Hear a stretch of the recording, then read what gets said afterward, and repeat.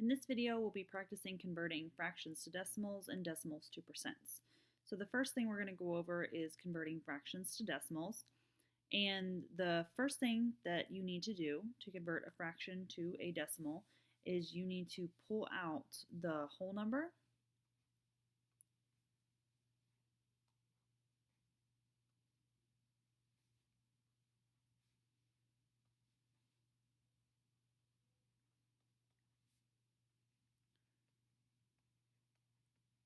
if necessary, and make it the whole number of the decimal.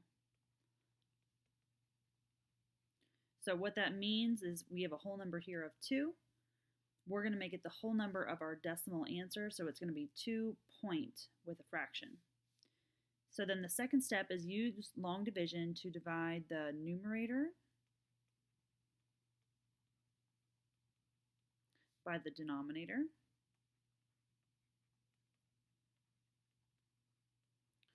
And what that means is we're going to put the numerator inside and the denominator outside. Remember, top dog in the house.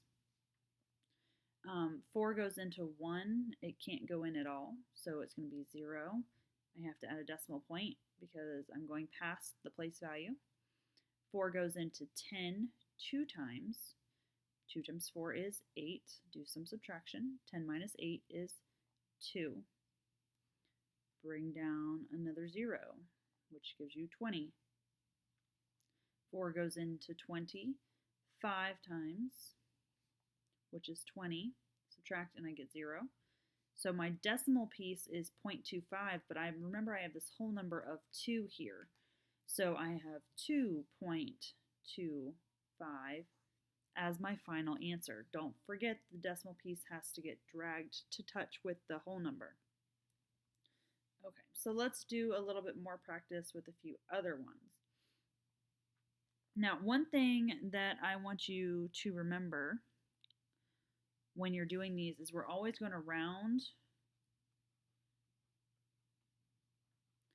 to the thousandths.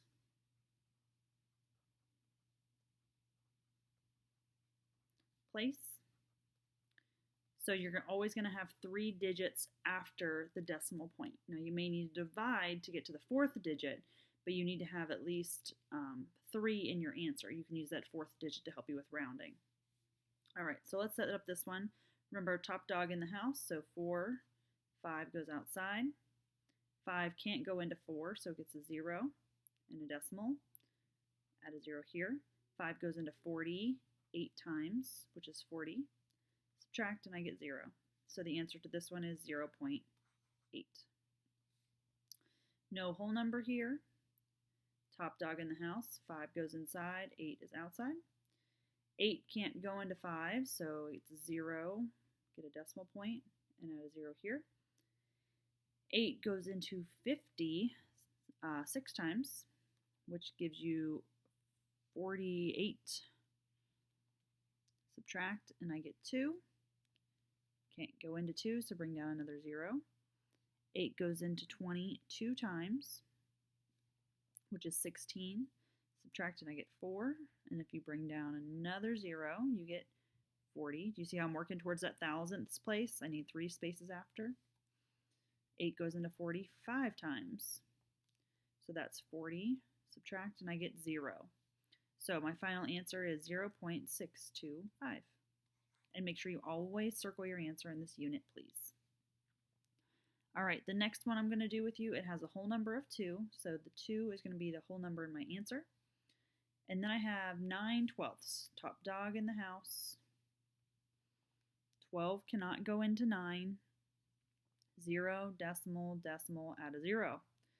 12 goes into 90 7 times, which is 84. 90 minus 84 is 6. Bring down a 0.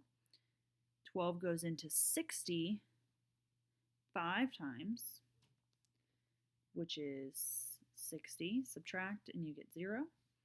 Now remember, this decimal has to come down here with the whole number, so instead of 0.75, it's really going to be 2.75 as your final answer. So I would like for you to do number 4 through 9 on your own, and then we'll pause and check your work. Okay, so here's all your answers for numbers 4 through 9. They were pretty basic ones. If you remember what 1/2 is, you don't necessarily have to do this long division. You can just know it's 0.5, so it can be 7.5. Same thing for 3/4. If you remember that's 0.75, then you can just put the 3 in it and it becomes 3.75. Now, I want to talk about number 6 very quickly, and I am going to talk about it on the next page too. But this 5 continues to go on and on and on because I keep getting a remainder 5, remainder 5, remainder 5, and then I bring down the 0 and subtract and I get 45. This is called a repeating decimal, and the way we write it is we're going to write it as 5, 5, 5, and we put a repeating bar on that 5 because that 5 is going on forever and will never stop. So let's look at that next page. So we actually talk about repeating decimals. So a repeating decimal are decimals that repeat the same number or a group of numbers indefinitely or over and over. You show that a decimal is repeating by placing a bar over the digits. So just like we did on that other page, we had 5, 5, 5, and then we put a bar on that last 5. That shows that the 5 goes on forever and will never stop. Now, an irrational number are decimals that do not terminate or repeat. And when a number is irrational, you should round to the nearest thousandths place. And that's what I was talking about on the other page. So we're going to do some practice with that on this page. So let's look at some guided examples. So if we look at number 10 is 1/3. Remember, top dog goes in the house. 3 does not go into 1, so I get a 0. Add a 0 here.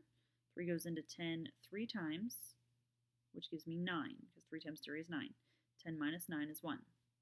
Then I bring down another 0. 3 goes into 10 3 times, 9. All right, I'm starting to get a pattern going here, but I have to check it a third time. 0, 3 goes into 10 3 times, 9. Okay, I officially have a repeating pattern here. So when I write my answer, I'm going to write 0.333 repeating. And I went out to the thousandths place to make sure that it was repeating. All right, let's look at the next one, number 11. Top dog goes in the house. 7. 7 goes into 4. It cannot, so 0. 7 goes into 40 5 times, which is 35. Subtract. 40 minus 35 is 5. Bring down the 0. 0. 7 goes into 50 7 times, which is 49. Gives me a remainder 1. Bring down another 0. Now this is my last time because I have to do it 3 times. 7 goes into 10 1 time, which is 7.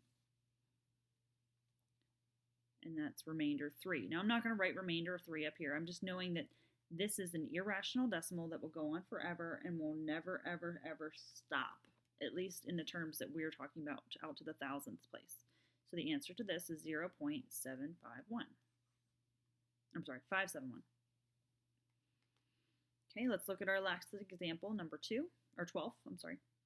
So we have a whole number of 2, so the 2 is going to work just like it did in our other decimals. Now we have 2/9, top dog in the house. 9 can't go into 2, so we had a 0 and a decimal, and another 0. 9 goes into 20 2 times. 18, subtract, and I get 2. Bring down a 0. All right, 9 goes into 20 2 times. All right, I'm starting to see a pattern here because I have remainder 2 again. Bring down a 0 again, last time. 9 goes into 20 2 times. Remainder 2. Now, 2, 2, 2, 2, 2 goes on forever because it keeps giving me the same remainder over and over and over again. So it's going to be 2 for the whole number, and then 2, 2, 2 for the decimal we found, and don't forget to put that repeating bar on the top. So I want you to practice 13 through 18 on your own. When you're ready, unpause the video and we'll check it. Okay, and here are your answers for 13 through 18. Remember, you should have a repeating bar, and for the other ones, they're irrational numbers, so you should take them out to the thousandths place. Our last page with this lesson is converting decimals to percentages. So we've been doing a lot of review with this in ALEX for a lot of you. So the first thing you're going to do is you're going to find the decimal point.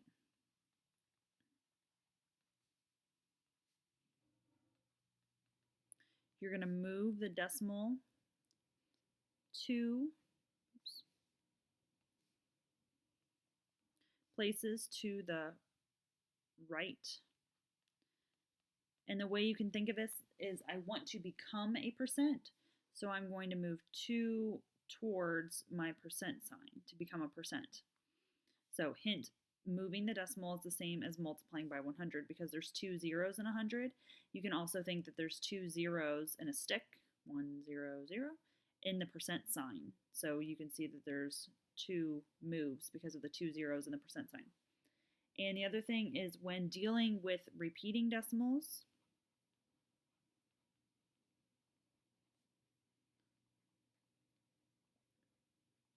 your percent will also be repeating. So let's do an example of that. But let's hit the examples up here, just the basic ones. So for our first example, you have to find the decimal point. Well, in this case, there is no decimal point because it's a whole number. Well, in a whole number, the decimal is in the very back of the number. And you have to move it 2, so we're going to move 1, 2, and we're going to fill in these spaces with zeros. So this actually comes out to be 900%